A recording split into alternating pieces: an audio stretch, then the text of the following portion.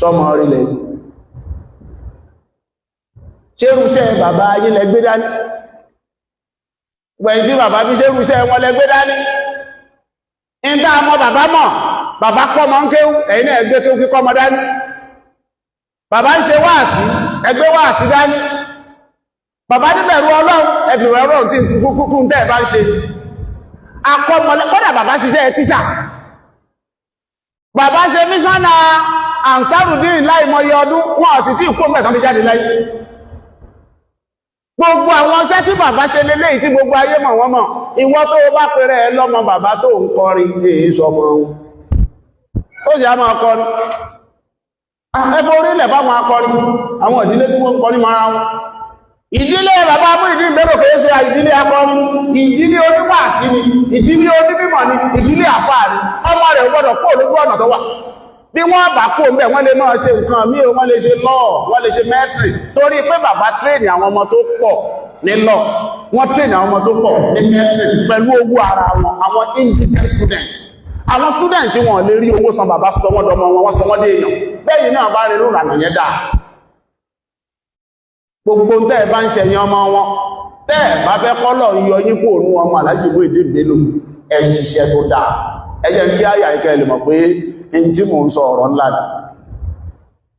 Ànábì wa Nuh alayhi salatu wassalam nígbà tí Ọlọ́run ní kó kan ọkọ̀ tó wá ń pe àwọn èèyàn sínú ọkọ̀ ẹ wọnú ọkọ̀ ẹ wọnú ọkọ̀ àwọn èèyàn wọnú ọkọ̀ ọmọ rẹ̀ wá wọ̀ máa bọ́ ọmọ ọ̀dádó ọmọ lòun ó gun orí òkè bó omi eléyìí tó ń wò yóò bo òkè mọ́lẹ̀ ọmọ ọ̀dádó gẹ́gẹ́ bí bàbá sọ́mọ àánú wá ṣe ẹwọ́n tó wà náà dànù hún rọ̀gbọ́gbọ́ anábìnú wá pè Ọlọ́run pé ìwọ Ọlọ́run o faqala rabbi innabni min ahli ọmọ mi ní ọlọ́ọmọ mi ní ìṣàánú mi wọ́n jò mí ó gbé lọ ṣàánú mi Ọlọ́run àwọn ọmọ ọlọ́mọ wọ́n wọnú ọkọ̀ yìí ó ṣe àlejò ọmọ tèmi ìtumọ̀ ẹ̀ ni pé bàbá mú ìdí ìgbé ló lè kó gbogbo ọwà àdùjọ náà bẹ́yìn ọmọ rẹ̀ ọba ṣọ́ra ẹ̀ ní tẹ̀lé ẹwà wò ìgbò wíbẹ̀ ó ní wà inna wa'daka haqq wà inna wa'daka al-haqq wà anta ahkamul hakimin ẹwù sí tọ́lọ́run Ọlọ́run ní yá nù mo pè wọ́n nú à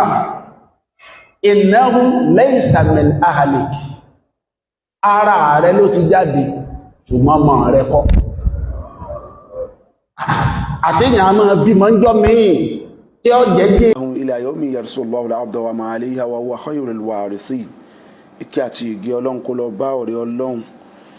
àánú Ọlọ́run àránṣẹ́ Ọlọ́run fún gbogbo ayé Ànábì wa Muhammad sallallahu alayhi wa sallam àṣẹ́kùbọ̀ ìkẹ́ àti ìgẹ́ náà kó lọ mọ́ bá bàbá wa àgbà tí wọ́n ń jẹ́ jòjòló lọ́hùn tó sì jẹ́ wípé ìyáàmì àni àìní ìlbùká àtàjálùdì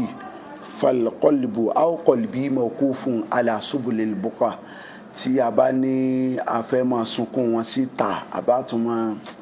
kódà àti fẹ́ sunkún wọ limit Ọlọ́run kó jọ kó bá wa ṣàlékún kí àti ìgẹ̀ fún bàbá wa àgbáyé Sheikh Muhyiddin Ajani Bello Ọláyẹlú Qur'an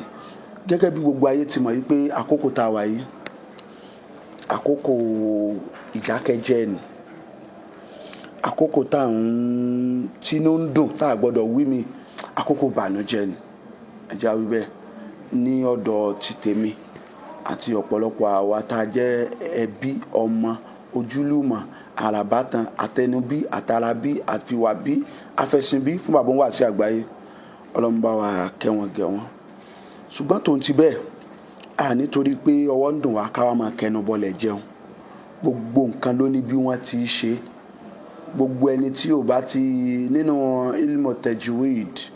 wọ́n ní àti kula arfin haqqahu wa mustahaqqa gbogbo òrùfù gbogbo nǹkan ló nílò ká fún ní ẹ̀tọ́ rẹ̀ ní bó bá ṣe yẹ ìlú Ògbómọ̀ṣọ́ ni mò ń darí fídíò yìí lọ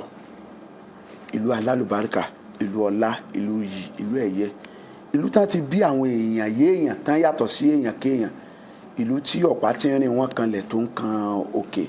àwọn alálùbáríkà abẹ ọlọ́lá abẹ abiyì ibẹ̀ gbogbo àwọn tí Ọlọ́run gbọ́lá fún bẹ́ẹ̀ Ọlọ́run jọ wọ́n yẹpẹrẹ wọn ọlá Al-Qur'ani Karim. mo lè pera mi lọ́mọ Ògbómọ̀ṣọ́ lé àní kuntu fihim kama kanu fiya mo ń bẹ nínú wọn bá ti ń bẹ lára mi torí mo ní àwọn olólùfẹ́ mi tó pọ̀ ń bẹ. ṣùgbọ́n tó ń ti bẹ́ẹ̀ mo fẹ́ fi lẹ́tà yìí ránṣẹ́ ní ọ̀nà àfẹ́ sí ẹni tó ń jẹ́ imam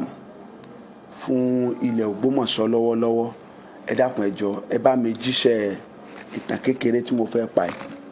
ẹ bá mi jẹ́ fún imam wa ní Ògbómọ̀ṣọ́. mara sahlabun ala dikin yawmi. níjọ́ kan kọ̀lọ̀kọ̀lọ̀ kan mara ala sahlabin ó kọjá lára kọ̀lọ̀kọ̀lọ̀ kan kọjá lára àkùkọ kan níjọ́ tá à ń wí. nígbà tó rí àkùkọ yìí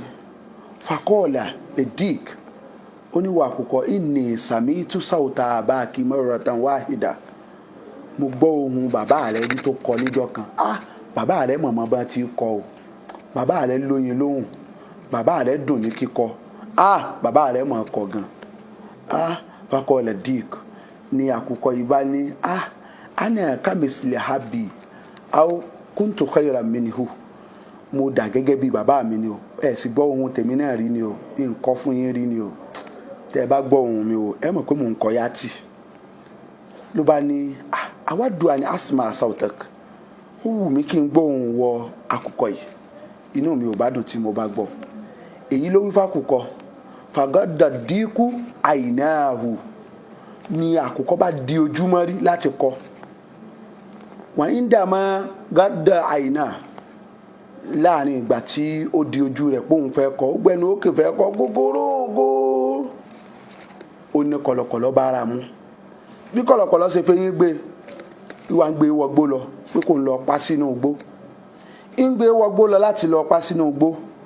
fàkàràjà ilayhi kilabul qarya làwọn ajá inú ìlú ò ní wọ́n bá jáde ipe kí ló ṣẹlẹ̀ níbi táwa wà ń bí ìwọ fẹ́ máa gbé àkùkọ láàrin tiwa níbí ta ló béèrè lọ́wọ́ ẹ̀ só gbowó ilẹ̀ kó tó gbàkùkọ ni. kọ̀lọ̀kọ̀lọ̀ yóò mọ tí ó ṣe mọ́ ó bọ́ sínú wàhálà ó ní àkùkọ tó wà lẹ́ẹ̀kẹ́ rẹ̀ tó gbé dání tó fi yín mú sẹ́nu làkùkọ yìí bá ní akhbirhum bí àní lastumi qariyatihim sọ fún wọn nísìn sọ pé mi ò sí nínú àkùkọ ìlú wọn tó o bá ti sọ bẹ́ẹ̀ fún wọn akhlasta minhum wàá bọ́ lọ́wọ́ wọn wàá rí i pé wọ́n á kàn yà báyìí wàá dẹ̀ kọjá sọ fún wọn pé ó kàn gbé mi kọjá nínú ìlú yìí ni o mi kì í ṣe àkùkọ ìlú wọn o èmi kì í sọ̀rọ̀ fẹ́ni tí làákàyè rẹ̀ ò bá jìnnà ẹni tí yóò bá gbọ́ mi yóò jìnnà tó bá tún jìnnà yóò tún bá mi jìnnà. mo fẹ́ kẹ́ ẹ bá mi fi ọ̀rọ̀ yìí jíṣẹ́ fún ìmáàmù wa ní Ògbómọ̀ṣọ́ àsìkò yìí sàsìkò ọ̀rọ̀ fèmí ṣùgbọ́n mo kàn ní kí n yán nọ́kítọ̀ yìí àdìhí ìyá nọ́kítọ̀tù báyìí lélẹ̀ àti kọ́ bá òkè rẹ̀. nígbà tí kọ̀lọ̀kọ̀lọ̀ yìí wá fẹ́ sọ̀rọ̀ ló bá fẹ́ lanu pé àkùkọ tí mo gbé lẹ́yìn sàmì ń dí kíkọrí yàtìkùm kì í ṣe àkùkọ ìlú yìí òun làkùkọ ẹnu rẹ̀ fàfárà ló bá fò dànù bọ́ sílẹ̀ lẹ́nu kọ̀lọ̀kọ̀lọ̀ yìí fakọ́ọ̀là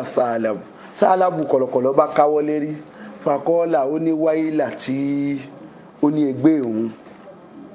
ó ló mọ̀ ta fóun o ó ní kọba Allahu famma alladhi yatakallam hina yumkinu an yasmuta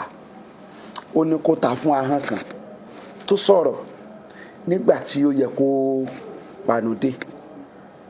ahọ́n tó lanu níjọ́ tó yẹ kó sí ẹnu rẹ̀ ní déédéé síbí ó ní kó ta fún ahọ́n náà nígbà tó sọ yẹn tán ó ní àkùkọ tó ń sá lọ làkùkọ náà bá dáhùn pé kọba Allahu al-ayna alladhi yagudu hina yumkinu an yastayqasa ó ní kó ta fún ojú tí ó lọ dì nígbà tí ó yẹ kó ràn sílẹ̀ gbàdàgà ó nígbà tí mo rí wọ kọ̀lọ̀kọ̀lọ̀ ṣe ló yẹ kí n ranjú mi lẹ̀ wáyé tí mo ní mo fẹ́ kọ láti tẹ́ Ọlọ́run tí mo wá díjú mọ́rí dídíjú mọ́rí mi ló jẹ́ kó rí mi gbé ìwọ kọ̀lọ̀kọ̀lọ̀ tí ì bá ṣe bẹ́ẹ̀ ni ò tó mi gbé ó wá ní kọ̀lọ̀kọ̀lọ̀ ìwọ náà kọ̀lọ̀kọ̀lọ̀ náà ní abẹ́ẹ̀ ni ọ̀rọ̀ tí mo sọ ni òun ló jẹ́ kí n tó tóbi tí ń bẹ lẹ́nu mi kó bọ́ọ̀lẹ̀ ẹ sọ fún gbogbo ẹni tó bá gbé góòlù sẹ́nu ẹni kó rọra sọ̀rọ̀ torí pé góòlù ẹnu rẹ ó fẹ́ bọ́ọ̀lẹ̀ o al-imam mi ní sọ jù báyìí lọ ẹ fi etí ẹlẹ́kọ̀ọ́ tẹ́ jẹ́ ẹ fi gbọ́ ilé wa òjò kò nílò pọtí ní dídí àti péjọ bàbá ti kú gbogbo èèyàn là ń rí mi lérò parí yín nafsan wa nafisan aw risalatan salamu alaykum wa rahmatulahi wa barakatuh mo ṣe báyìí náà.